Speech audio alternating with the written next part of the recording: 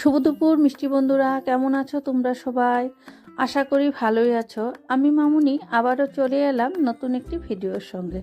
আজকের ভিডিওটা দুপুরের লাঞ্চ মেনু কি রান্না বান্না করলাম সেই নিয়ে। তো আমার ভিডিও যদি আপনাদের ভালো লাগে, লাইক শেয়ার কমেন্ট করে অবশ্যই পাশে থাকবেন। আর যারা ইউটিউবে দেখছেন তারা চ্যানেলটি সাবস্ক্রাইব করে দিবেন প্লিজ।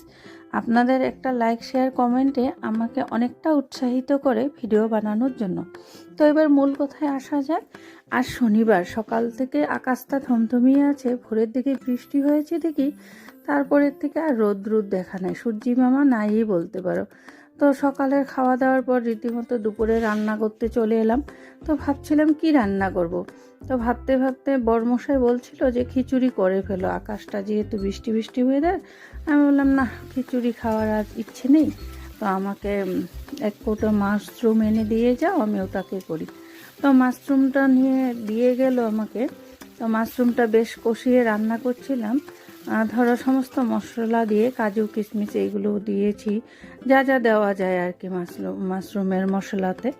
তো রেডিটা করে নিয়ে ভাবছিলাম, এটা কষিয়ে কষিয়ে ভাবছিলাম মাশরুমের সাথে আর কি করা যায়। তো আমি যদি এখন প্লেন রাইস রান্না করি, তো আমাকে তো আবার ডাল ভাজা এগুলো করতে হবে। তো আজ আমার রান্নারও ইচ্ছে নেই। তো বৃষ্টির ওয়েদার, তাড়াতাড়ি রান্নাটা করতে পারলে আমি একটু রেস্ট করতে পারবো। তাই ভাবলাম মাশরুমটাকে একদম গ্রেভি করে বানিয়ে ফেলি।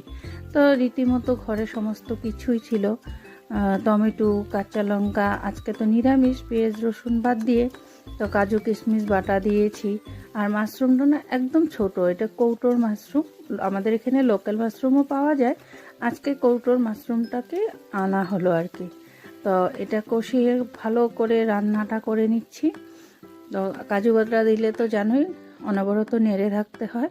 এবার একটু গরম জল দিয়ে ফুটিয়ে নিব। তো সিম্পলভাবেই রান্নাটা করেছি, কিন্তু খেতে হেভি টেস্টি হয়েছিল।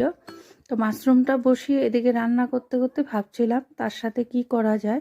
তো বললামই সিম্পল রাইস রান্না করলে আরও দুটো তিনটে আইটেম রান্না করতে হবে। তাই ভাবলাম একটু ফ্রাইড রাইস করে ফেলি। তো এইভাবে ঝোলটা ফুটতে দিয়ে ফ্রাইড রাইসের জোগাড়টা করে নিচ্ছিলাম। আপনাদের সঙ্গে গল্প করতে করতে আমার মাশরুমের তরকারিটা রেডি হয়ে গেছে। অল্প ঝোলই নামাবো, বেশি গ্রেভি করব না, যাতে মেখে খাওয়া যায়। আর একটা তরকারি করেছি তো একটু ঝোল ঝোল ভালো লাগে। তো মাশরুমটা এদিকে বাটিটা রেডি আছে, এটার মধ্যে ঢেলে নেব। এটা ঢেলে তারপরে ফ্রাইড রাইসটা রেডি করব। তো ফ্রাইড রাইসের জন্য সমস্ত কিছু তো আমার রেডি আছে। তো দেখো মাশরুমটা কি সুন্দর হয়েছে, একদম